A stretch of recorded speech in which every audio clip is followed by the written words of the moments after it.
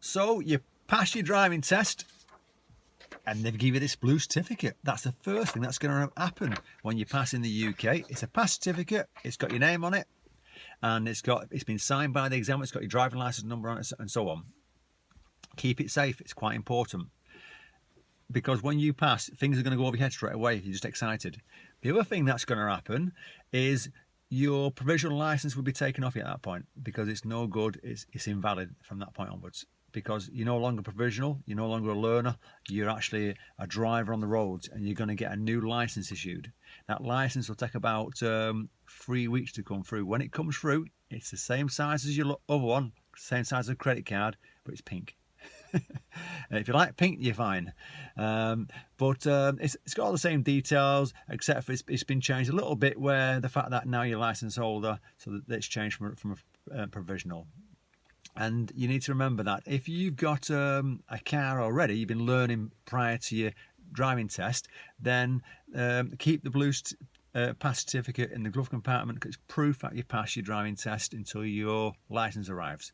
And also you need to do is contact your insurance company. Tell them that you're no longer a provisional license holder, that you're a full license holder. If you're one of these people who just learned with their instructor and now you pass your driving test, you go and get yourself a car, then obviously keep the blue pass certificate until your license arrives. If your license doesn't arrive after 3 weeks, then on the back of the blue certificate there's contact details who you can contact to chase up about the license. And then obviously if you're going looking for a car at that point there's a few things you need to know. Is you need to get insurance for the car. All right, so before you go out and buy the first one that they quote, so if you ring up an insurance company, they might quote you £2,000 for all I know, but they might quote you £1,200. So ring round, get some quotes, speak to your friends, just ask around, ask him who's got some good prices for insurance, because some insurance companies put on promotions every so often to get more people in. And don't be afraid to kind of be a bit cheeky with it either. You know, don't kind of take the first price that comes. If they give you a price that you think's okay, say, well, have you got a reference number? I can come back to you. I've just got to speak to my parents. And then ring someone else up and just say, well, Joe Bloggs down the road just quoted me £1,200. See if you can beat it. See if you can lower it a bit more, because the more money you can save, the more money in your pocket means more money you can spend on your car, doesn't it? Think like that.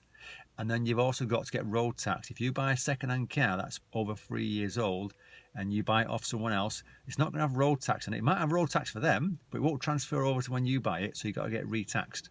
Okay, so no matter what they say, it won't get, you'll have to re-tax it yourself, which is quite easy to do. You just need to kind of go online with your details, and you can do it online or go to the post office. But do look into taxes on cars, because the smaller the engine or the lower the emissions, the cheaper it's the tax, and obviously the bigger the engine, the more tax it costs. The other thing also you need to think about is the M.O.T of a car. Now the M.O.T is like a check, and what happens is once a year your car is going to go into a garage, or they call them M.O.T stations, and the car is going to get checked over by a mechanic to make sure the car is roadworthy and safe in their situation. At that point, they're going to check your brakes, make sure everything's running fine, make sure the seatbelt's fine, it's not all faulty, and then you'll get a certificate say yes, it's passed.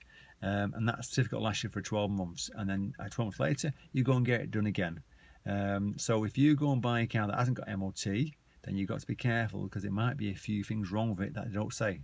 Okay, so just be wary of that, but try and buy a car with M.O.T, don't buy one without one. And then the final thing that I just want to help you with will be the first time driving on your own is quite scary.